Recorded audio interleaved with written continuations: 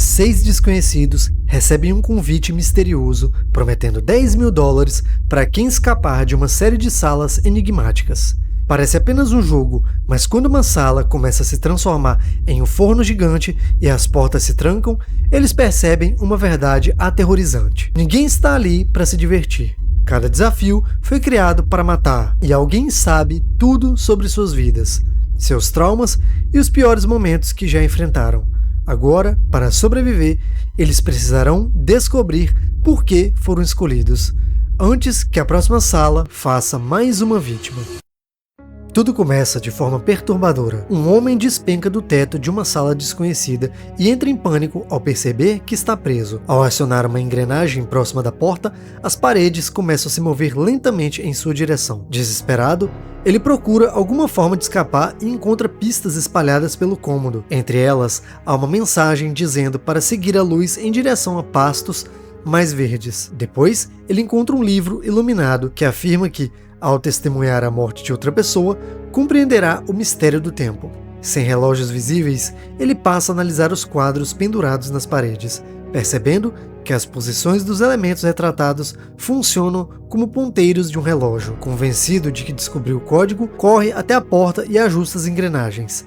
Mas nada acontece. Enquanto objetos começam a despencar ao seu redor, as paredes continuam avançando. Segundos depois, o cômodo se fecha completamente, esmagando o homem vivo. Logo depois, conhecemos Zoe, uma brilhante estudante de física extremamente inteligente, mas também muito reservada. Após uma aula, seu professor comenta que leu um de seus trabalhos sobre o efeito quântico de Zenon e aconselha a sair da própria zona de conforto. Segundo ele, a vida não funciona como um experimento científico, onde todas as variáveis podem ser controladas. Antes de se despedir, desafia a aluna a fazer algo que a assuste durante o feriado. Enquanto isso, conhecemos Jason, um confiante assessor de investimentos que adora exibir seu sucesso profissional. Certo dia, ele recebe uma encomenda incomum enviada por um cliente. Dentro dela, encontra um estranho cubo preto, acompanhado de uma mensagem afirmando que ele sempre pensava fora da caixa. Como não consegue abrir o objeto, acaba deixando de lado. Em outra parte da cidade, está Ben, um jovem funcionário de mercearia que tenta reconstruir a própria vida enquanto luta contra o alcoolismo e problemas familiares. Precisando de mais dinheiro para sair da casa da mãe, ele pede uma promoção ao chefe. Apesar de demonstrar simpatia pela situação, o gerente recusa o pedido, explicando que colocá-lo naquela função seria ruim para os negócios. Na universidade, a colega de quarto de Zoe a convida para passar o feriado com sua família, mas ela recusa. Grandes reuniões sociais não fazem seu estilo. Em vez disso, prefere passar os dias estudando matemática avançada e discutindo teorias complexas que quase ninguém entende. Mais tarde, sozinha no quarto, Zoe presencia algo estranho. O espelho começa a vibrar e o ambiente ao seu redor parece se distorcer. Ecos de gritos e choros invadem o local. Assustada, ela desperta na própria cama e percebe que tudo não passou de um pesadelo. Pouco depois, sua colega encontra uma caixa deixada do lado de fora do dormitório. O remetente é justamente o professor. Dentro dela, existe uma mensagem incentivando Zoe a abrir novas portas. E junto da carta, está exatamente o mesmo cubo preto que Jason havia recebido. Ao final do expediente, Ben também encontra um cubo idêntico. A mensagem que o acompanha promete algo ainda mais tentador, uma oportunidade de escapar da vida que leva. Sem saber, os três acabam recebendo o mesmo convite misterioso. Um convite que mudará suas vidas para sempre. E quando finalmente conseguirem abrir aqueles cubos, descobrirão que alguém os está observando há muito mais tempo do que imaginam. Quando finalmente conseguem abrir os cubos, Zoe, Jason e Ben encontram a mesma mensagem. Todos foram convidados para participar do Minus Escape Rooms, uma competição que promete $10.000 ao primeiro participante capaz de escapar de suas salas imersivas. Curiosos, os três se inscrevem. No dia marcado, Ben chega ao local e encontra outros convidados chegando aos poucos. Entre eles está Amanda, uma ex-soldada marcada por experiências traumáticas na guerra. Logo depois aparece Danny, um jovem obcecado por videogames e salas de escape, que se gaba de já ter concluído dezenas delas. Há também Mike, um homem simples que participa por insistência do sobrinho, além de Jason e Zoe. Após entregarem celulares e documentos, todos são conduzidos para uma elegante sala de espera. Enquanto aguardam o início da competição, Danny explica as regras tradicionais dos escape rooms e garante que aquele lugar parece ser uma das melhores experiências do país. Mas algo começa a parecer estranho. Nenhum funcionário aparece para iniciar o jogo. A recepcionista, atrás do vidro, apenas repete as mesmas frases mecânicas. Então, Ben tenta sair para fumar um cigarro e acaba arrancando a maçaneta da porta sem querer. Ao examinar o mecanismo escondido por trás dela, Danny levanta uma hipótese inquietante. Talvez o jogo já tenha começado. O grupo passa a procurar pistas pela sala. Amanda encontra revistas endereçadas a uma pessoa desconhecida. Mike descobre uma chave de fenda escondida dentro de um livro. Enquanto isso, Zoe observa um exemplar de Fahrenheit 451 e percebe que o número do título provavelmente é um código. Ela testa a combinação. A porta não abre. Em vez disso, luzes vermelhas acendem por toda a sala. Segundos depois, a temperatura começa a subir. No início, todos acreditam que aquilo faz parte da experiência, mas o calor aumenta rápido demais. Amanda tenta pedir ajuda à recepcionista, porém, percebe que sua voz soa artificial, quase robótica. Ninguém responde aos pedidos de socorro. Enquanto o ambiente se transforma lentamente em um forno gigante, Jason encontra uma janela protegida por uma fechadura. Danny conclui que precisa localizar uma chave escondida na sala. A busca continua frenética. Ben tenta usar um extintor para quebrar o vidro, mas descobre que ele é falso. Ao cair no chão, o objeto revela uma pequena chave escondida em seu interior. Embora Jason desconfie da descoberta por causa do erro anterior de Zoe, Mike decide confiar nela.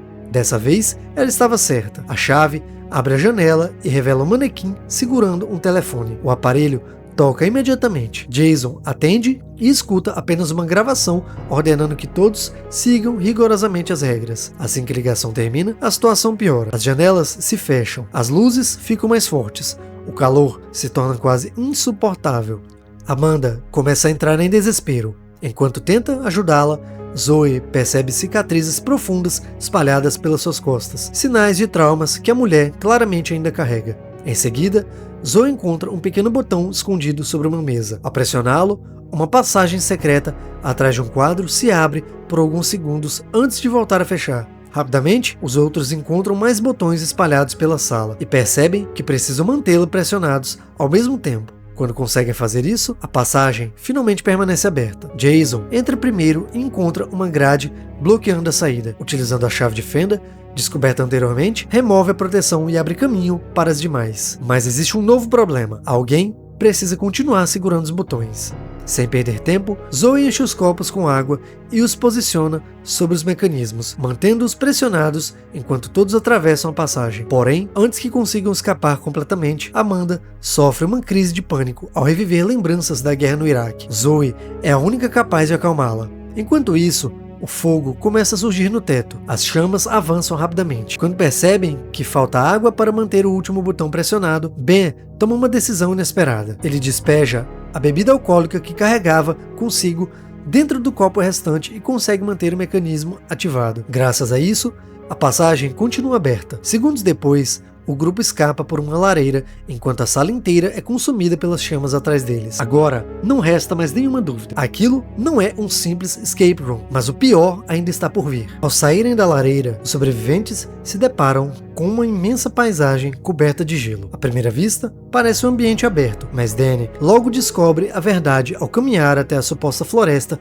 e bater contra uma parede invisível. Tudo aquilo é apenas mais uma sala. Pouco depois, rajadas de ar congelante começam a sair de dutos escondidos, obrigando todos a se aproximarem para conservar o calor corporal. As portas da sala anterior se fecham atrás deles, deixando claro que não existe volta. Enquanto procuram uma saída, Jason encontra uma porta trancada que exige uma chave. Ao mesmo tempo, Amanda encontra um casaco e conclui que o jogo está tentando fazê-los competir por recursos limitados. Mesmo assim, ela escolhe compartilhar a peça com os demais, entregando primeiro para Zoe, que parece sofrer mais com o frio. Durante a busca, Ben cai em um buraco escondido sob o gelo e acaba mergulhando em água congelante. É então que Mike encontra uma vara de pescar presa a uma árvore cenográfica. Ninguém entende sua utilidade até Zoe perceber uma bússola escondida dentro do casaco.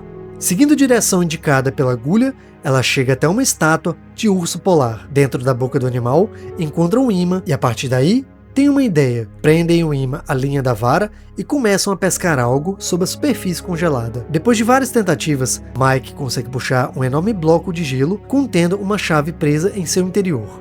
O problema é que a chave está completamente inacessível. Eles tentam quebrar o bloco contra a árvore e estruturas do cenário, mas nada funciona.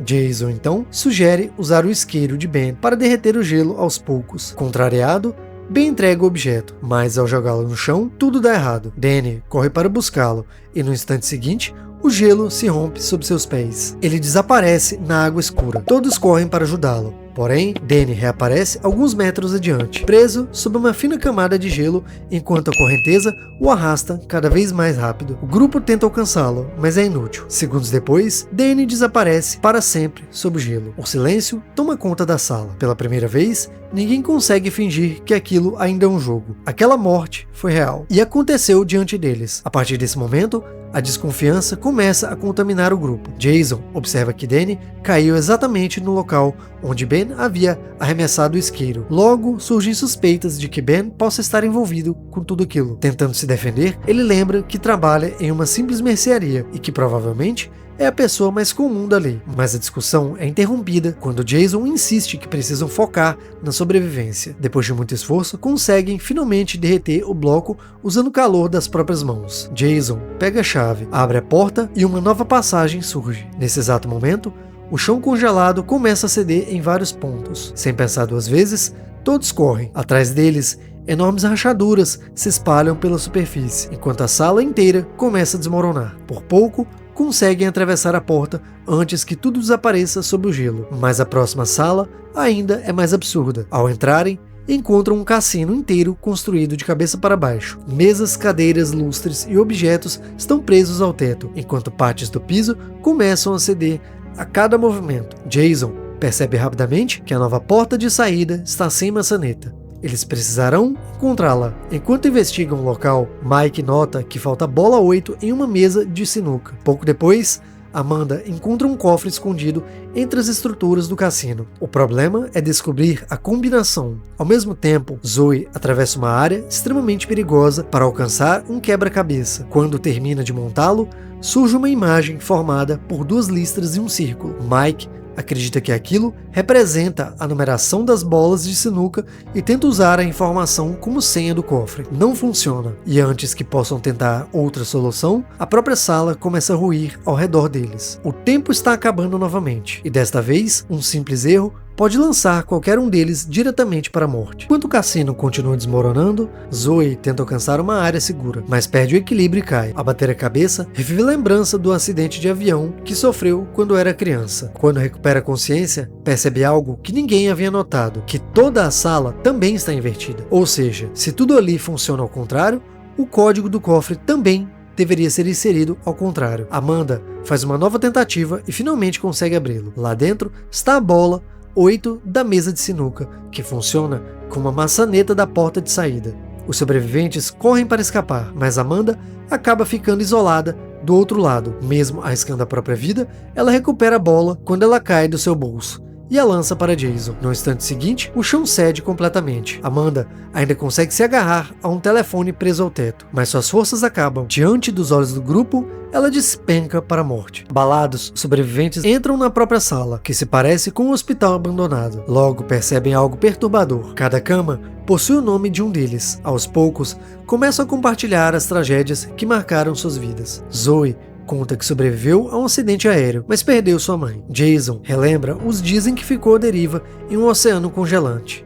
Ben fala sobre o acidente de carro causado pelo álcool que finalizou seus amigos. E Mike revela que sobreviveu a um desabamento em uma mina, enquanto seu irmão morreu esperando resgate. É então que Zoe liga os pontos. Todos ali sobreviveram a situações praticamente impossíveis. Todos desafiaram probabilidades absurdas de morte. Não foram escolhidos por acaso. Foram selecionados justamente porque eram sobreviventes improváveis. Antes que possam discutir mais, uma televisão se liga sozinha. Uma voz anuncia que eles têm apenas 5 minutos para chegar aos seus limites. Enquanto procuram pistas, Mike encontra chapas de raio-x. Inicialmente, parecem números, mas Ben percebe que são letras da linguagem de sinais. Ao mesmo tempo, Zoe começa a destruir as câmeras da sala. Ela acredita que, enquanto estiverem sendo observados, continuarão presos naquele experimento. Pouco depois, Jason descobre algo ainda pior. Gás venenoso começara a ser liberado no ambiente. O grupo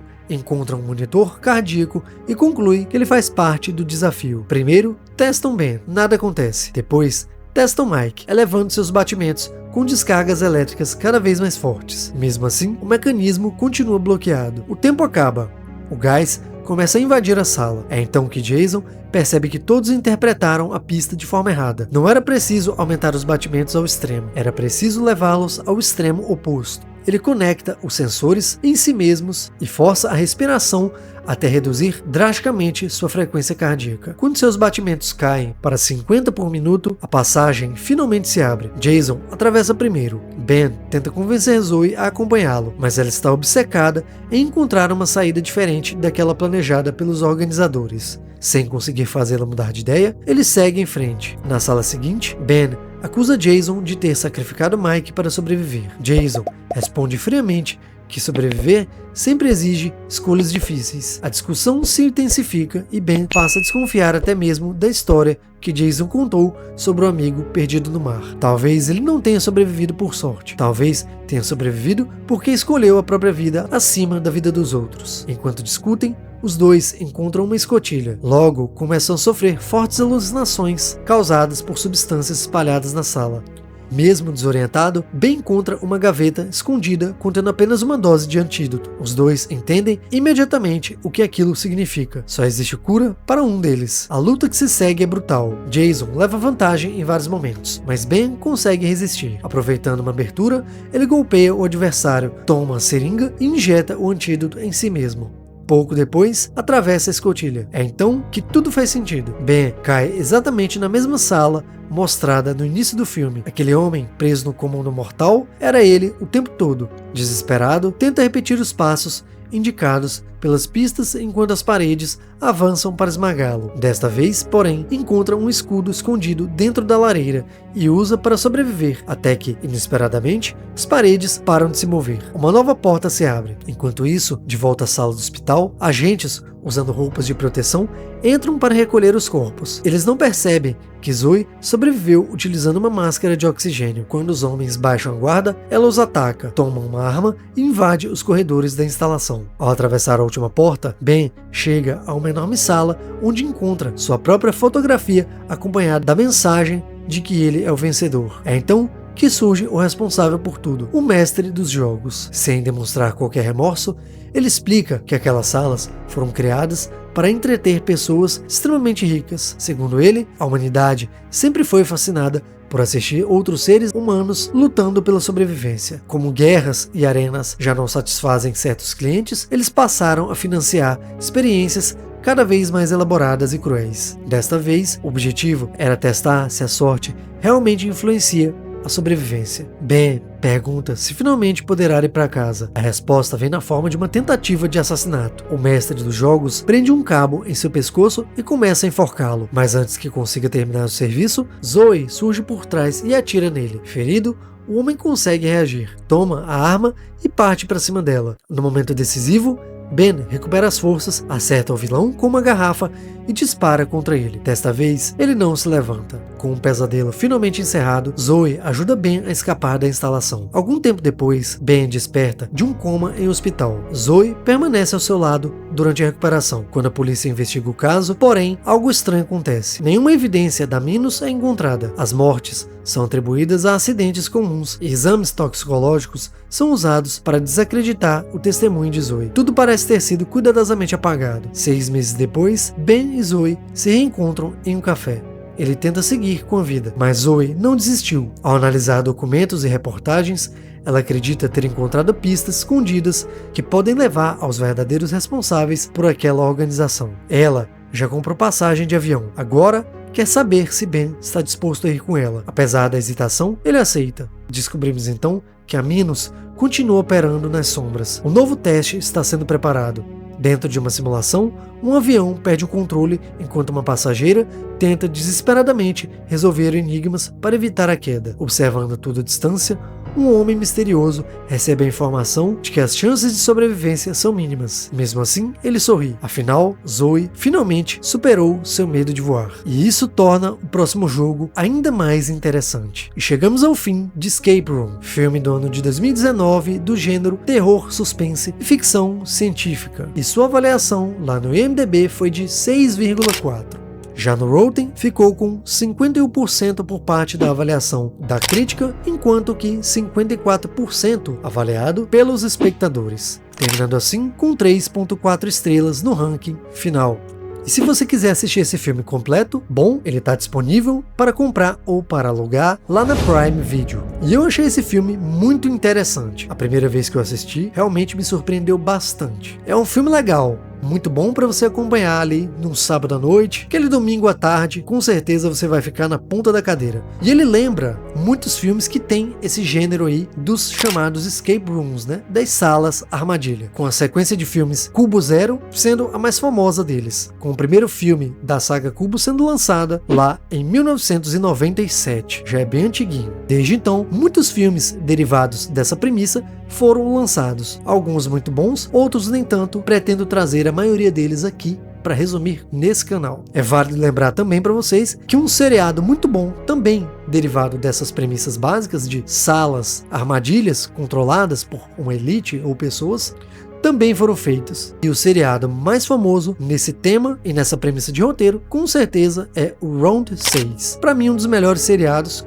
que eu também pretendo trazer aqui muito em breve. Bom, e a nota aqui do canal Filmes em Resumo para o filme Escape Room é nota 7. E para você que ficou até aqui, não deixe de se inscrever no canal, acredito que já está inscrito. Por favor, não esqueça de deixar aquele like maroto aí pra gente continuar aqui na plataforma e ajudar aqui no engajamento. Deixe seu comentário, que eu quero muito saber a sua opinião. O que você achou desse filme? Você gostou? Achou interessante? E me conta aí também o que você faria se você fosse levado para um jogo onde tem que passar por diversas salas armadilhas. Você ajudaria seus companheiros? Tentaria vencer sozinho? Me conta aí que eu quero saber. Galera, e esse aqui foi mais um vídeo do Filmes em Resumo. Eu sou o Victor, eu vou indo nessa e eu espero vocês aqui pra gente assistir juntos o próximo filme. Valeu, galera, é nóis, fui!